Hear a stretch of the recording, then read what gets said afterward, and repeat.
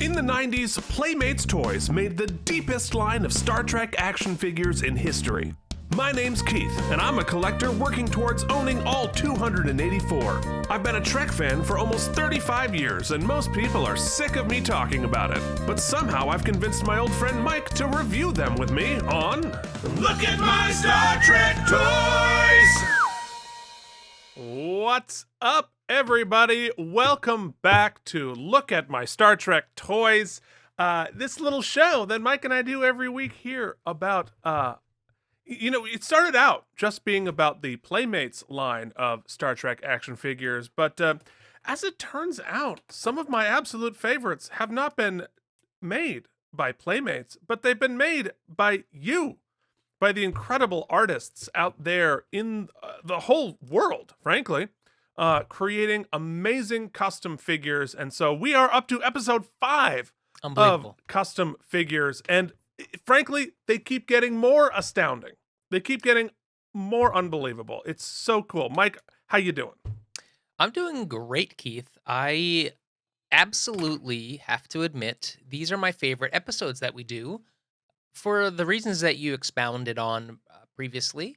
But truth be told, there's something, look, I don't discount or I don't want to undersell the passion of people who have been blessed in their lives that can work for a toy company and make toys for a living, because that's pretty awesome. And clearly, to go down that route, you must really enjoy that line of work. However, the idea of someone loving something so much as a passion, you and I can relate, as to make it and put it out into the universe, and in some cases, not even put it out into the universe, just make it for your own to have in a little fun-kept thing, I think is, there's just something beautiful about that. And so looking at the fact that then those people are taking the time to send them our way is really kind of special. And so these are my favorite episodes we can share together, and I'm glad that we can do our little part into showing this work to the universe, to our small little community that hopefully will grow larger.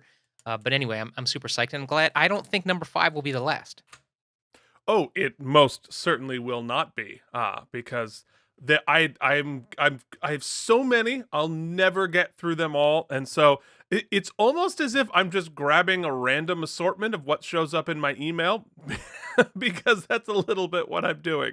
But rest assured, I see everything that you're doing, and I love it and appreciate it, and hopefully we're going to get through all of it. But here are just some new ones. But before we show off our first couple of awesome figures, I just want to let you know, we launched it last week, but just for fun, we have started our own Patreon. We've just barely gotten it started, so who knows by now, has anybody signed up? Who knows? We'll find out. But on our Patreon, which is available at patreon.com/KNM, we're going to have a whole bunch of fun stuff for this show and also for our Deep Space Nine recap show, which will have launched by this time this comes out. Check it out. The Emissary awesome. Part 1 and Part 2 is available for you somewhere in the YouTubes. Check it out. It's really fun. Mike and I are having a blast. If you're a watcher of the show, you know I'm a huge Star Trek fan and Deep Space Nine fan, and Mike knows nothing, and it's hilarious. I'm sort of remembering their names, there. Which is good. That's a first. I mean, you can't do it. We do a show about The Practice, which we're in season 8, and Mike still doesn't know the characters' names. Anyway, so on our Patreon, we have bonus episodes, Q&As. We can, get your name on the show. We have watch-alongs with Mike, and who knows what else by the time you watch this is going to be available there. So check that out if you care to. If you want to reach out directly, you can find us at look at my Star Trek Toys at gmail.com and at Star Trek Toys on Instagram.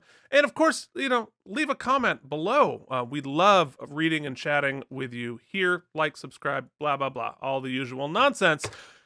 So we got all through that. Mike, are you excited? Should we just get into the customs? I think it's time. Do you want to say anything about the artists up top, or do you want to just jump in and we'll talk as we go?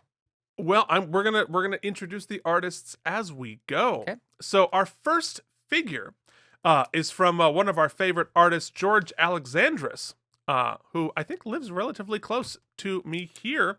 And this is Chief Engineer Argyle, one Oh. of the people's favorites, obscure characters on Star Trek: The Next Generation. If you were keeping track at home, which many of you are, in season 1 of Next Gen, they didn't have a chief engineer. There was no Scotty yet. Geordi had not assumed the position yet, so we had a rotating cast of random chief engineers, and perhaps the most famous of which is Chief Engineer Argyle, played by Biff Yeager, who only did 2 episodes, Where No Man Has Gone Before and Data Lore, but sort of joined Star Trek lore. The rumor and innuendo, which I don't know to be true, but I have heard the story, that he was let go because they found out the letter writing campaign saying, hey, they should make Argyle the full-time chief engineer might have been done by him. So that I cannot say that is true. It is merely alleged. It is merely the story is out there. So if it's not true, Biff, I apologize. But nonetheless, it has made you an important piece of Star Trek lore, and folks are excited to represent this character, including in this incredible figure by George Unbelievable. Alexandris.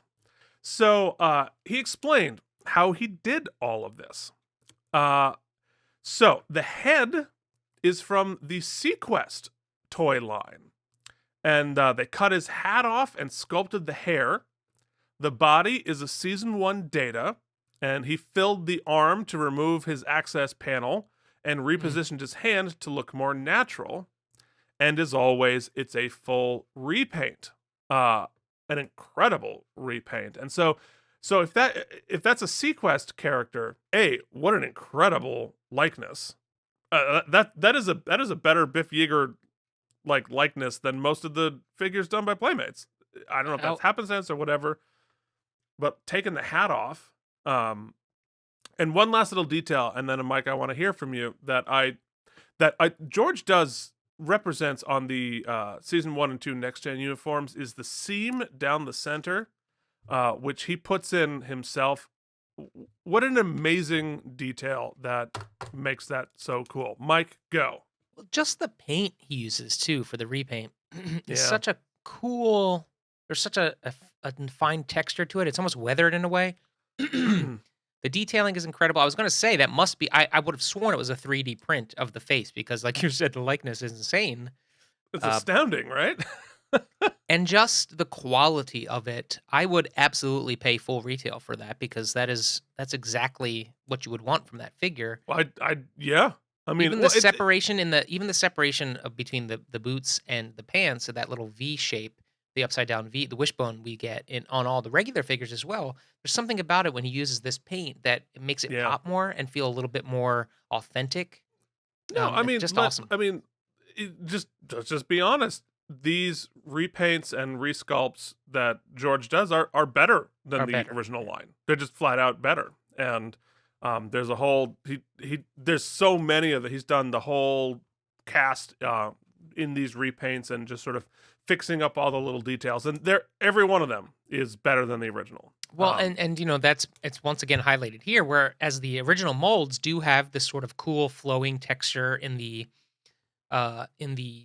sculpts to give you a little feeling of motion right here, like in the back ripple of the shirt. But the paint accentuates it and makes it look real, like it's actually happening in real time, which is cool.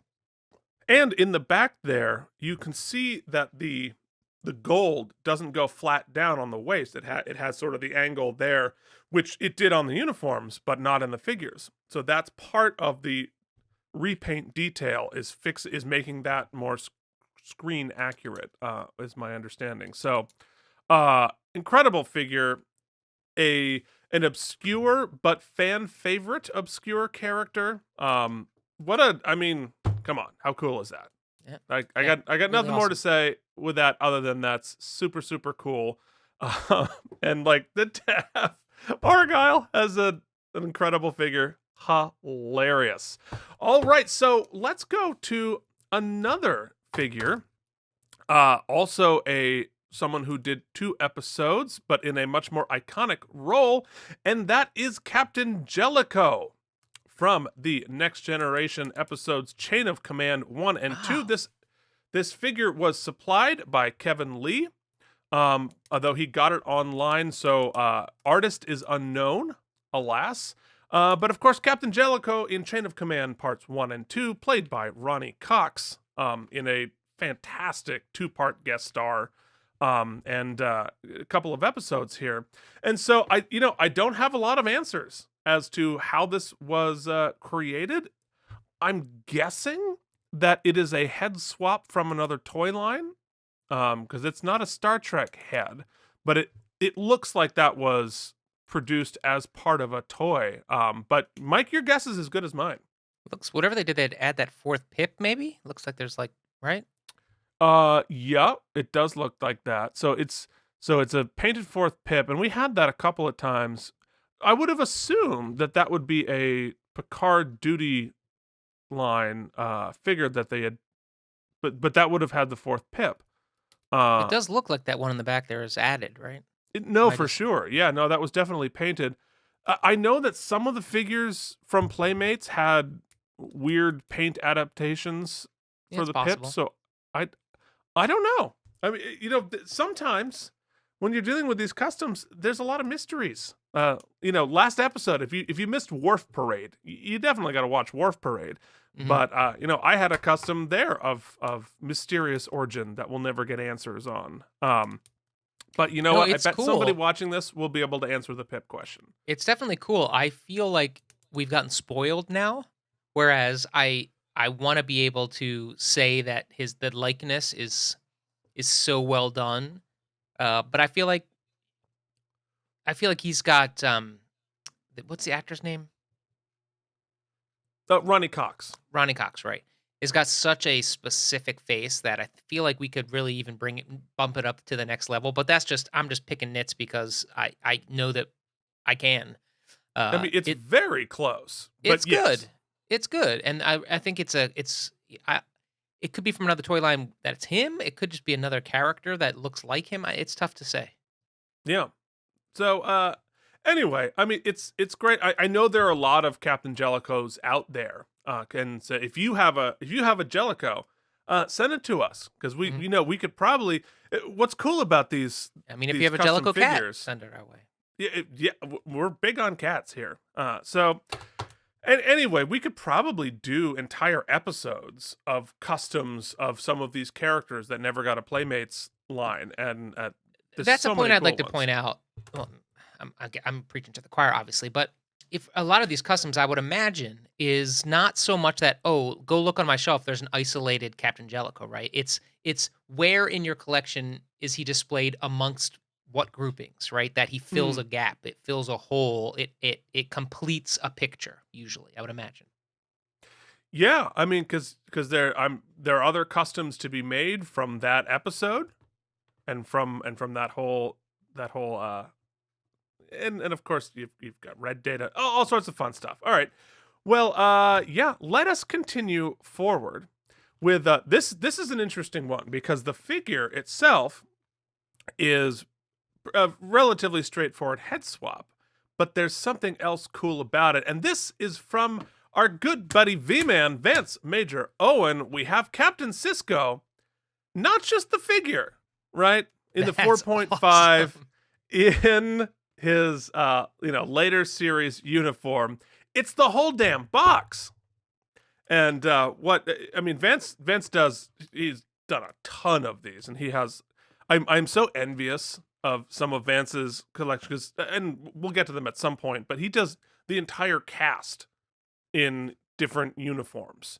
So, which is right where my heart is, right? Because I've said many times before that these are my favorite uniforms out there, and so I want the whole Deep Space Nine cast, and then I want the whole Voyager cast, and Vance has done it, Hmm. has all of these, but so many of these he has in the original packaging, which is, I mean, it's hard to figure out how.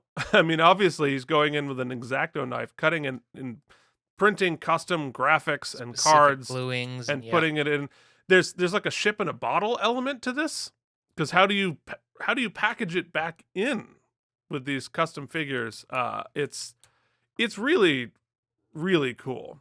Um, And I think it's deserving of some of the customs we've seen. Like they are collector's items, and so to go the extra mile and to have it, I have to say we've seen some really amazing customs, and it's hard to pick favorites. But I think for me, the things that I remember the most are both the ones that just exhibit w- wild creativity. So be it taking animated characters and presenting them in this light, or mhm. what was the one we saw one the figure was like melting around a whole Oh, one of JD's of yeah, like Armus. Yeah. yes, those that creativity springs forward. But then this is just so detailed and extra next level. Like if I had a custom made, I would want it in the box. Just I don't know. If it's something I can't express, it's something like you said, the ship in the bottle. It's the puzzle element to it. There's a Mhm. magic element to it that really, Yeah, yeah, yeah. I It's a appreciate. magic trick. It Yeah. kind of is a magic trick. Uh, yeah, I mean, and not the least of which, I mentioned it in our episode about these Target exclusive 4.5 in these uniforms. Like, these aren't easy to get. They're not, I mean, they're not like wildly expensive, but they're not cheap. And so not only does he have to sacrifice one of those figures to build a custom, it's also the whole in box. So he's getting these, I'm assuming, in box, and then having to do all this custom work on it. But but look, you're going from a one of 10,000 to a one of one. So very very cool. So plenty more from V-Man coming up later. So now we are going to go to another one of the secondary characters that is a secret, like a fan favorite character on the DL, and that is Nurse Ogawa. And this is you can obviously tell immediately that this is one of Chris at CRM Custom That at matte Star paint, man, Trek that matte paint. Customs, one of his figures, and this is Nurse Ogawa, played by Patty Yasutaki, who did 16 episodes of Next Generation, starting with Future Imperfect. And this is also a character. If you're not listening to Star Trek: The Next Conversation, it's a podcast episode recap of Next Gen. They have a recurring segment where they count her lines to see if she got over 5 lines. Which, if you're in TV film union stuff, above and over 5, if you have more than 5 lines, it's a very different compensation than below 5 lines. So they cheer every time she got 6 lines on the episode. Anyway, so here we are. So this is another one of Chris's custom 3D prints, and that he does digitally and then 3D prints. So I don't want to spoil anything, but there's going to be an entire episode, perhaps about something related to this process, and perhaps very exciting specifically for Mike and I. That we're gonna be dropping relatively soon. We have to Can get we on do the that soon horns. then? If it's We're exciting, I we want are to do it. Yeah, we're gonna do that soon. Well, it won't drop here in the feed for a couple of weeks, but Mike and I, we need to talk about it and get this done soon, Okay. because All right.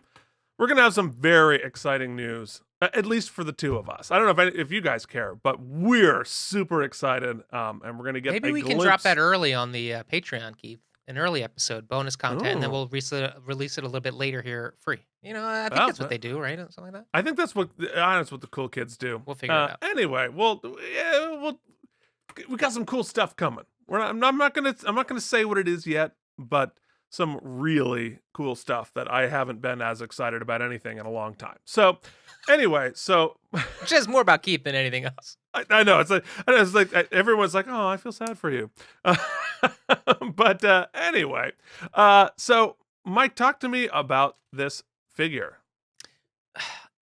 The matte paint is just so cool.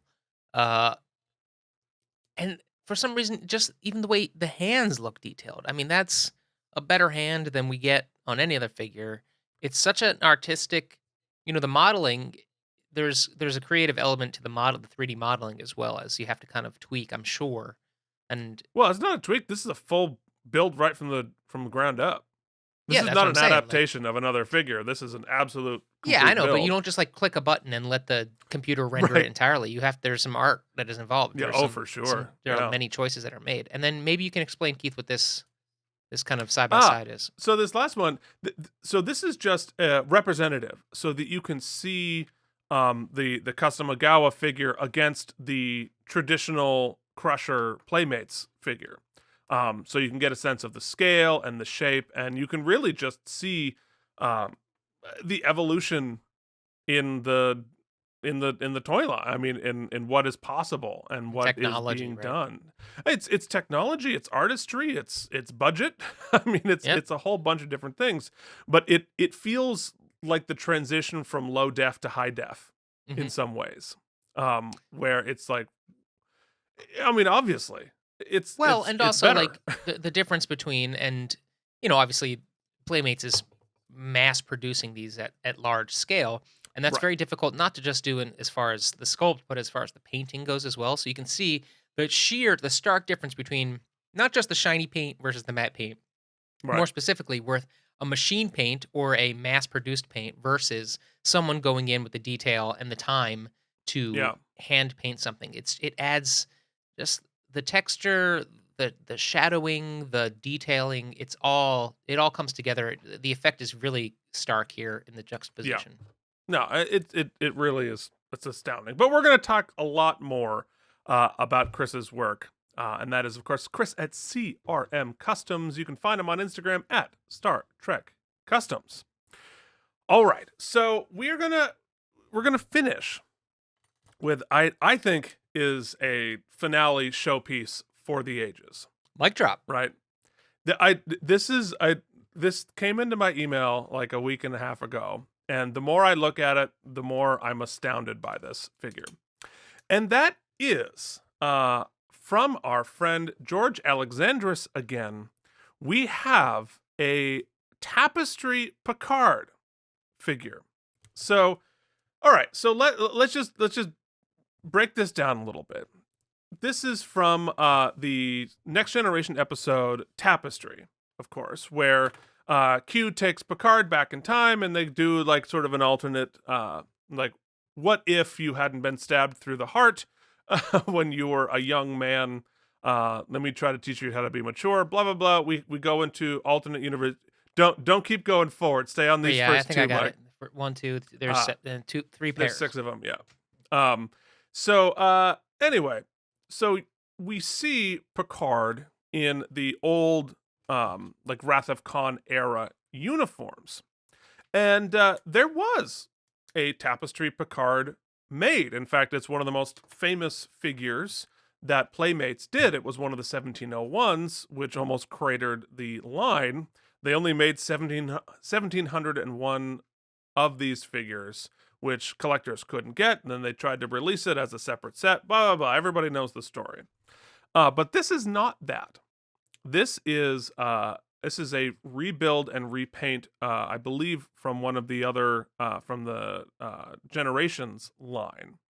But so for here we have again his excellent work repainting, and finishing in some of the details, especially with the back of the jacket there, getting that painted. But that's not really the crazy part about this. So this figure has a bunch of magnetics installed. So here's what he said. I installed magnetics inside the figure and sculpted open jacket and knife out of clay and metal. So what this is, representing what happens in the episode, is Picard gets stabbed through the heart, and that's sort of the plot point. And we see young Picard and old Picard.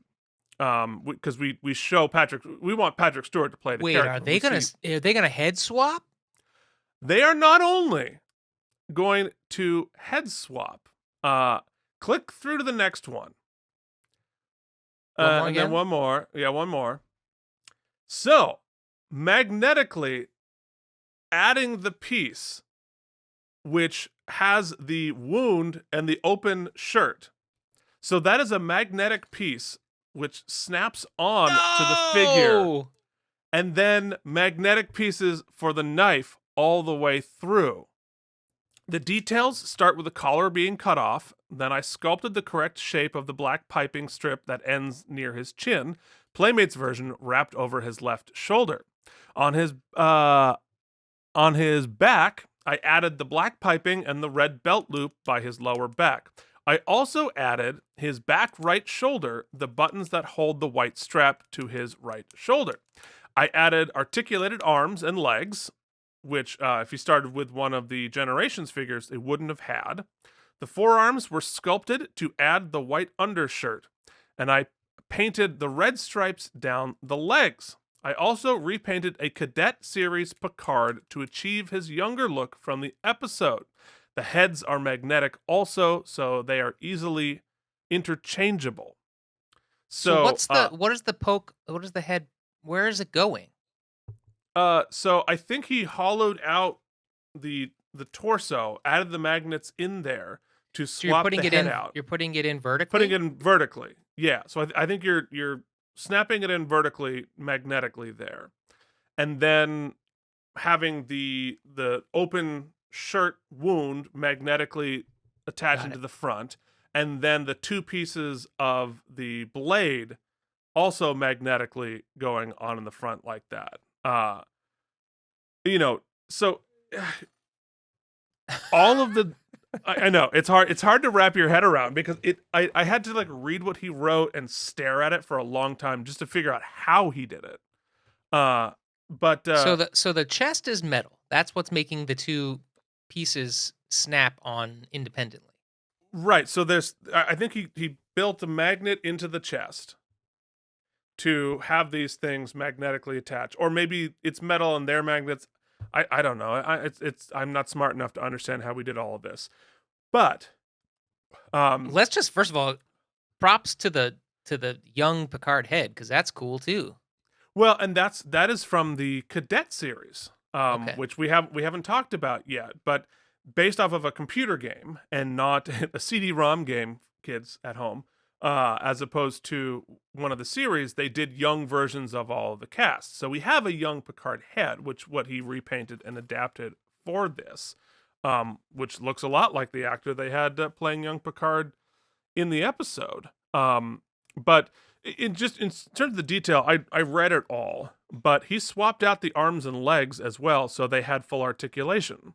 And doing all the, I mean, so many layers of details in this, but like the magnetic element, the wound, I mean, this is a toy that you get to tell a whole story with. You can have young Picard, you can old Picard, you could have wounded Picard, you could have the blade is literally stabbing through him Picard. Well, George, you know what, George, figure. we are giving you so much praise that let me just go ahead and drop a bomb on you. Oh no. I mean, when he gets stabbed, you should have created an entirely new head for him to be in agony. That's really what you should have done. I mean, but he's laughing. Or that. I mean, I just feel like you just didn't put in the work, George. You know, if there's like the 500 people who want to slap you through the computer screen right this very minute. I deserve it. I'm just joking. No. That's I can't even fathom even designing this, let alone the execution. I mean, and the details with like the ribbing around the wrist there, it's I imagine the swap is pretty quick too. The whole thing, yeah. like the design of it is so efficient. Yeah, well, because it's magnetic. You just, I think it's just like a pop, and on each of these things, and like, again, as an adult collector, it's so cool and so detailed and beautiful and so seamless, but also as a kid, I mean, God, how much fun would this be to play with as a kid? Yeah, I'm sure that the bloodied knife would really have gone well over with parents.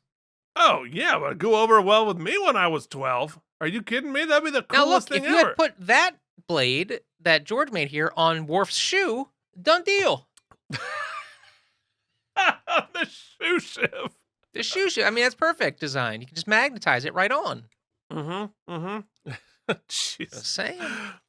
Just saying. Well, anyway,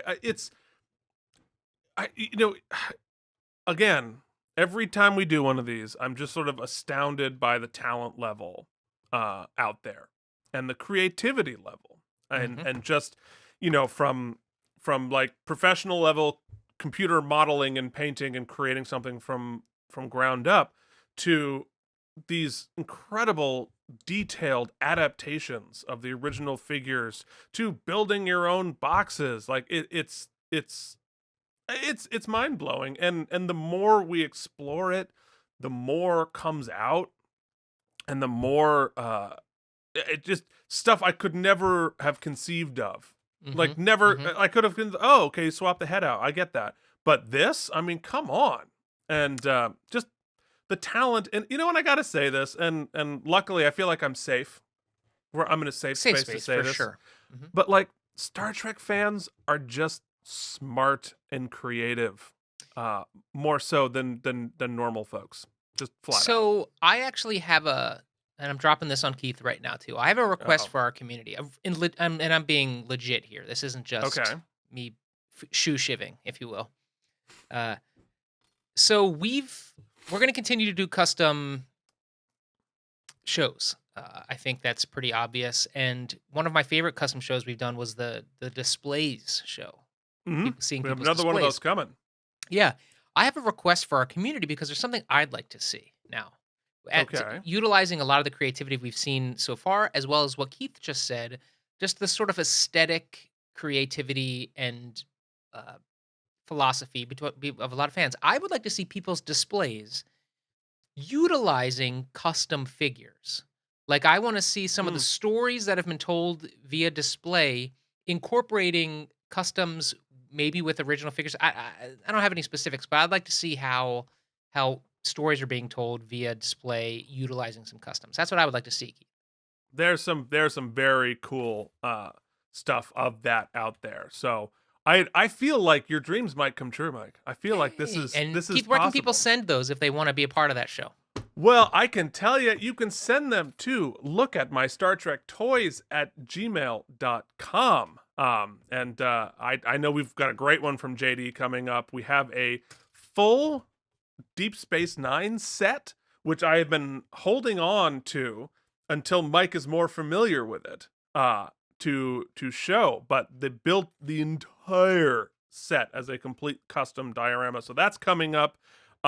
Plus plenty more, and whatever else you send me. While they're online, you remind them how they can support the show, Mike. Hey, guess what? We listen to what our audience says, but we really listen to what our patrons say. Of which we just launched it, I think, yesterday. So there are 0. That's right. So be the first. Be our first patron. I don't know when this is going to air. To you. Yeah, we'll have a mailbag over there. We'll do a separate Q&A. We're developing some shorter form content that'll be just for patrons. But don't worry, this show will always be free. All of our other free stuff will remain on the channel. Don't sweat it. But help us out. You can join on the higher tiers where we'll throw you lots of goodies, or you could just send us $1 a month just to help offset some of our time. It would be appreciated. If you can't, or if any way you're financially incapable of helping out, don't sweat it. We're just happy that you're watching the show. Give us a like, give us a subscribe, hit the notification bell. Those things help. They do indeed. So we will be back next week with another fun episode that I haven't planned yet. So who knows? It could be anything. But till then, this has been Look at my Star Trek toys!